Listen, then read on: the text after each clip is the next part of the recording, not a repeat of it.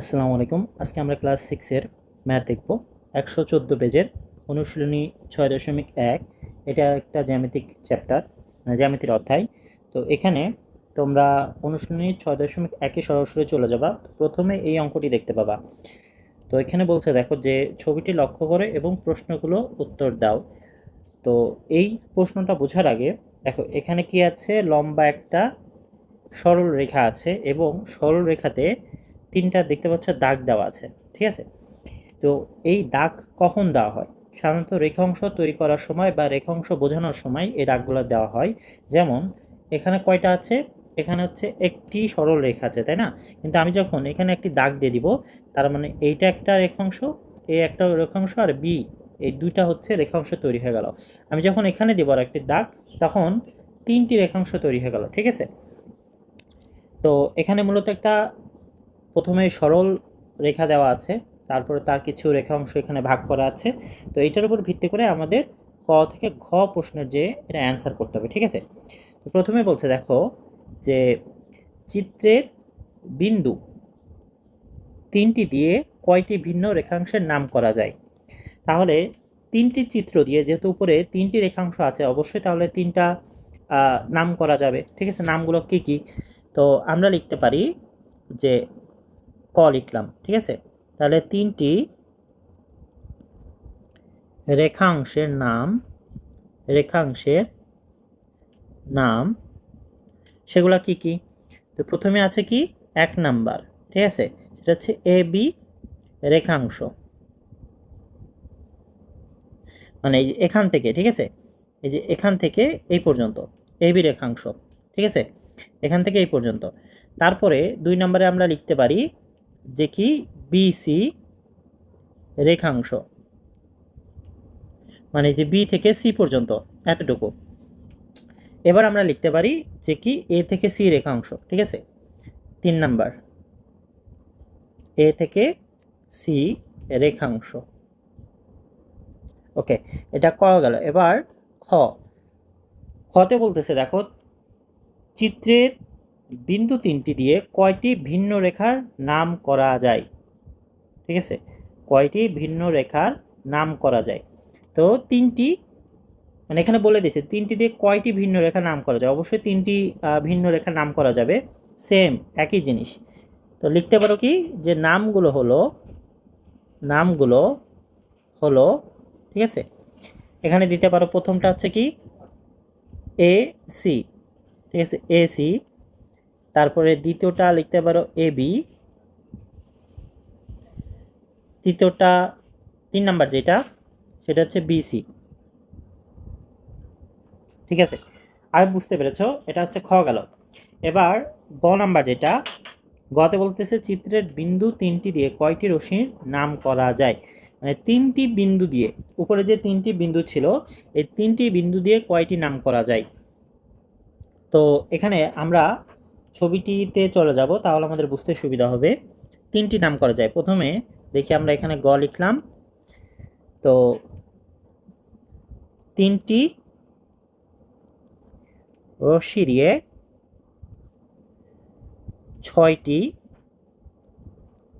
নাম লেখা যায়, ঠিক আছে, লেখা যায়। নামগুলো কি কি? এটা আমরা 1 2 3 দিয়ে লিখতেছি, ঠিক আছে? এক, দেখো এখানে কি আছে, এ থেকে, এই যে এ থেকে বি, তাহলে একটা কি, এ থেকে বি। আবার যদি উল্টাই দিই, তাহলে আমরা লিখতে পারি কি, বি থেকে এ। আচ্ছা, 3 নাম্বার যেটা, 3 নাম্বার, এটা কি হবে, বি থেকে সি। আবার 4 নাম্বারে উল্টায় লিখতে পারি কি, সি থেকে বি। 5 নাম্বার এটা লিখতে পারি যে তোমার এ থেকে সি। 6 নাম্বার লিখতে পারি কি, সি থেকে এ। মানে কতগুলো নাম করা যায়, আমরা সেই অনুযায়ী নামগুলো করে লিখলাম আর এখানে, ঠিক আছে? এবার বলতেছে যে ঘ নম্বরে এ বি বিসি এসি রেখাংশগুলোর মধ্যে একটি সম্পর্ক উল্লেখ করো। তো সম্পর্কগুলো কি কি? দেখো এখানে এ থেকে, এই যে এ থেকে সি পর্যন্ত, ঠিক আছে, আমরা লিখতে পারি যে সম্পর্ক হচ্ছে কি, সম্পর্ক হলো এ থেকে সি, এ থেকে সি, এখান থেকে এই সি, এবার এটাকে আমরা দুইটা পার্ট করতে পারি। এখান থেকে এইটুকু হচ্ছে একটা পার্ট, আর এখান থেকে আরেকটা কি দুইটা পার্ট। তাহলে প্রথম পার্টটা কি এ প্লাস বি, দ্বিতীয় পার্টটা কি বি প্লাস সি। তাহলে এসি সমান সমান এবি প্লাস বিসি আমরা লিখতে পারি। এটা হচ্ছে একটা সম্পর্ক এটা, ঠিক আছে। আচ্ছা, এবার পার্ট টু। তো পার্ট টুতে কি বলছে আমরা একটু দেখি। এখানে বলছে পাশের চিত্রে থেকে এ বি সি ডি এটার আমাদের ভ্যালু বের করতে হবে।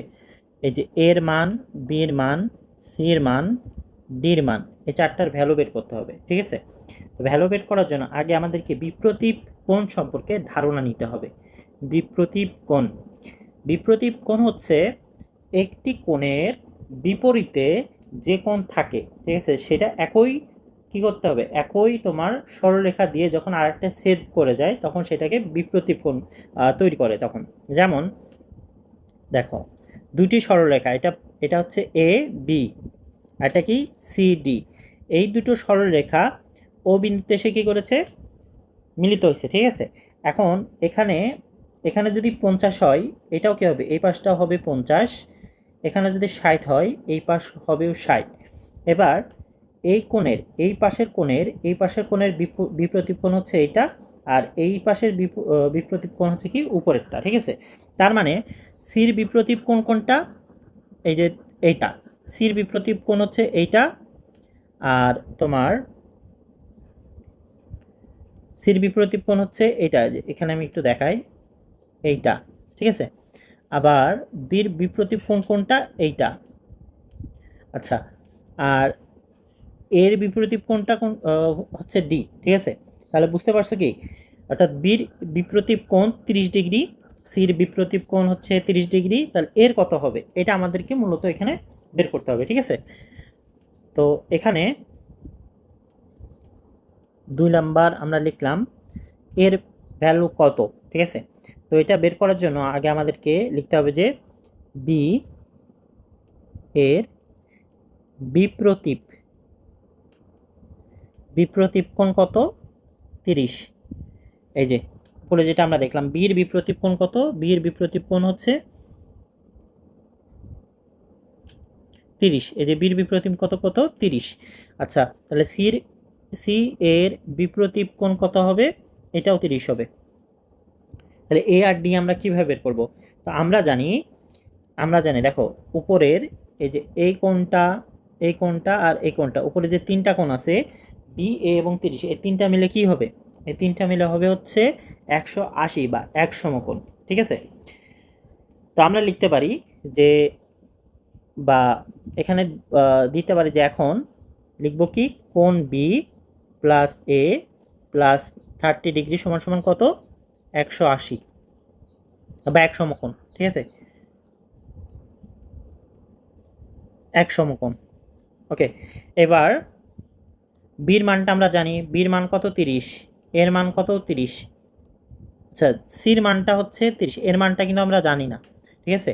তাহলে এ কিন্তু এখানে থেকে যাবে প্লাস 30 ইকুয়াল টু 180।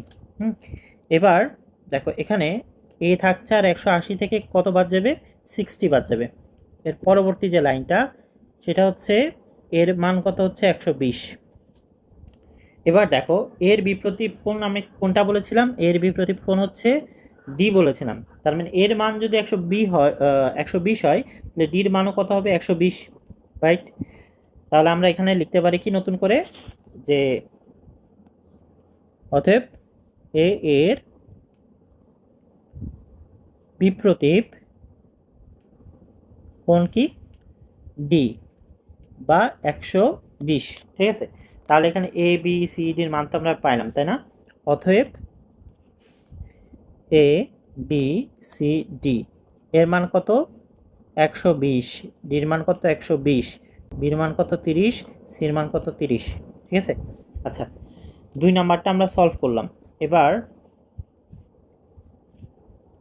3 নাম্বারে বলতেছে দেখো যে বিপ্রতীপ কোণদ্বয়ের সমদ্বিখণ্ডক দ্বয় একই সরলরেখায় অবস্থিত। তো এটার জন্য আমাদেরকে কি করতে হবে, এটা পুরোটাই করতে হবে ছবি এঁকে।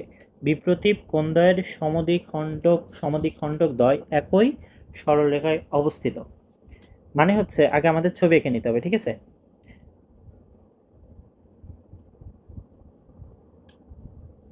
আচ্ছা, এখন এখানে আমরা লিখলাম হচ্ছে 3। এবার আমাদের ছবি এঁকে ফেলি পাশে, ঠিক আছে? তাহলে এটা কি হচ্ছে, এ বি সি ডি, এটা ই, আর এটা কি হচ্ছে এফ, আর এই বিন্দুটা হচ্ছে 0 বা ও, ঠিক আছে? তো এখানে আমরা লিখতে পারি কি যে বিশেষ নির্বাচন, ঠিক আছে? বিশেষ নির্বাচনটা কি, যে মনে করি A B O C D কি করছে, ও বিন্দুতে এই যে এ বি এবং সি ডি ও বিন্দুতে মিলিত হয়েছে, ঠিক আছে? আচ্ছা, এবার আমাদের যেটা প্রুফ করতে হবে সেটা হচ্ছে, এবার আমরা লিখতে পারি কোণ এ ও সি, মানে এ ও সি এটা সমান সমান হচ্ছে বিপ্রতীপ কোণ কি হবে, কোণ বি ও ডি, ঠিক আছে? এটা কি কোণ, বিপ্রতীপ কোণ, ঠিক আছে? আচ্ছা, এবার আবার হচ্ছে আমরা লিখতে পারি কি যে এ ও সি, ঠিক আছে? এ ও সি যেটা ওইটা তো লিখলামই, এবং বিওডি সমদ্বিখণ্ডক যথাক্রমে, এবং এদের সমদ্বিখণ্ডক, ঠিক আছে? এদের সমদ্বিখণ্ডক কারা কারা সমদ্বিখণ্ডক করছে, ইও এবং ও এফ, ঠিক আছে? মানে হচ্ছে এই যে এইটা ও ই এবং ও এফ এটা কি করছে, এ ও সি কে সমান 2 ভাগে ভাগ করছে, আবার বি ও ডি কে কি করছে, ও এফ মানে সমান 2 ভাগে ভাগ করছে, ঠিক আছে? তো আমাদেরকে কি করতে হবে, যে প্রমাণ করতে হবে। প্রমাণটা কি, আমাদের প্রমাণ করতে হবে যে ই ও ও এফ ও বা ও এফ একই, ঠিক আছে, বিন্দুতে বা একই সরল রেখা অবস্থিত এটা আমাদের প্রুফ করতে হবে। তো প্রুফ করার জন্য প্রমাণ লিখলাম, প্রমাণ এখানে আমরা লিখতে পারি কি যে কোণ এ ও সি এর ইও হচ্ছে কি করছে, সমদ্বিখণ্ডক, তাই আমরা লিখতে পারি কি যে কোণ এ ও ই সমান সমান কোণ, এই যে এ ও ই সমান সমান কোণ সি ও ই, ঠিক আছে? আচ্ছা, সেম পরবর্তী যেটা আছে ওইটার ক্ষেত্রেও সেম একই হবে। আবার একটা এক্সট্রা করে লিখতে চাইলে এভাবে লিখতে পারো যে অতএব কোণ এ ও সি সমান সমান কোণ এ ও ই প্লাস কোণ এ ও ই, এটাও লিখতে পারো। মানে এইটা সমান সমান কি, এতটুক আর এতটুক, ঠিক আছে? এইটাই জাস্ট এখানে লেখা আছে। পরেরটার ক্ষেত্রেও ওই একইভাবে করতে হবে, বা এভাবে দিতে পারো কোণ এ ও সি লিখলাম আমরা এই পাশটা। এবার বিপরীত যেটা আছে ওইটা বিপরীত পাশটা লিখতে হবে, সেটা হচ্ছে কোণ এ ও সি ইকুয়াল টু কোণ এ ও ই আমরা লিখতে পারি। কেন লিখতে পারি, কারণ হচ্ছে এ ও ই সমান সমান সি ও ই, ঠিক আছে?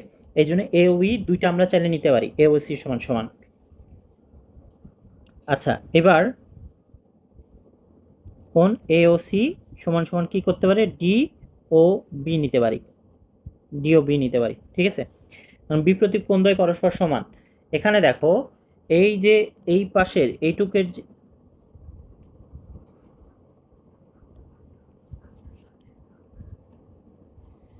এই পাশের যে এতটুক যে কোণ আমরা পাইছি এ ও সি, এটার বিপ্রতীপ কোণ কোনটা, বিওডি। তার মানে আমরা যেহেতু উপরে প্রুফ করে ফেলেছি এ ও সি সমান সমান 2 এ ও ই এটা আমরা লিখেছি, তাই আমরা এই পার্টটা কিন্তু লিখতেই পারি। কেন পারি বুঝতে তো পারছো, কারণ এটা কি বিপ্রতীপ কোণ,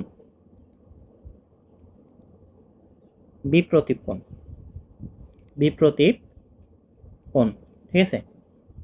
আচ্ছা, এবার যেহেতু আমরা বিপ্রতীপ কোণ এটা প্রুফ করে ফেলছি, অতএব আমরা লিখতে পারি কি, অতএব ইও ও এফ ও একই সরলরেখা সরলরেখা অবস্থিত। প্রুফ করে ফেলছে, ঠিক আছে, আর কিছু লেখা লাগবে না, এতটুকু লিখলে ইনাফ, প্রমাণিত। ওকে, এবার 4 নাম্বার যেটা বলতেছে যে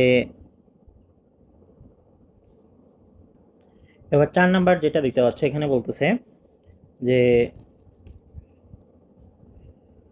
এক্স প্রমাণ করতে বলতেছে কোণ এক্স প্লাস কোণ ওয়াই সমান সমান 90 ডিগ্রি, মানে কোণ এক্স প্লাস কোণ ওয়াই সমান সমান কত, 90।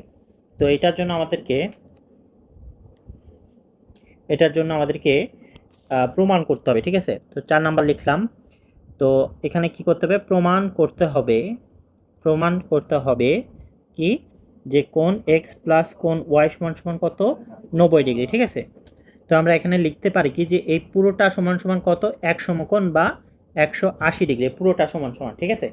তাহলে আমরা এখানে লিখতে পারি যে কোণ এক্স প্লাস কোণ এক্স প্লাস কোণ ওয়াই প্লাস কোণ ওয়াই সমান সমান কত, 180 বা এক সমকোণ, ঠিক আছে। এবার আমাদের ক্যালকুলেট করতে হবে, এখানে কি থাকতেছে, 2x থাকছে, 2 কোণ ওয়াই পাচ্ছি আমরা 180, দুই পাশ থেকে হচ্ছে 2 কমন নিতে হবে, 2 কমন নিলে কোণ এক্স প্লাস কোণ ওয়াই 180। এবার আমরা কি করতে পারি, এরপরে হচ্ছে এখান থেকে যাচ্ছে, ঠিক আছে। এবার আমরা যেটা করতে পারি সেটা হচ্ছে কোণ এক্স প্লাস কোণ ওয়াই রাখবো, আর 180কে আমরা কি করব, 2 দ্বারা ভাগ করব, 2 দ্বারা ভাগ করলে হচ্ছে 90। অতএব বা বাদ দিলাম, বা কোণ এক্স প্লাস কোণ ওয়াই সমান সমান 90 ডিগ্রি, প্রুভ হয়ে গেল, ঠিক আছে। অতএব এটা কি, এটা হচ্ছে প্রমাণিত। তো এই চ্যাপ্টারের এই কয়টা ম্যাথই ছিল, আর ম্যাথ নাই, 4 পর্যন্তই ছিল। তো নেক্সট ক্লাসে আমরা পরবর্তী অনুশীলনী দেখবো। আনটিল দেন সবাই ভালো থেকো, আসসালামু আলাইকুম।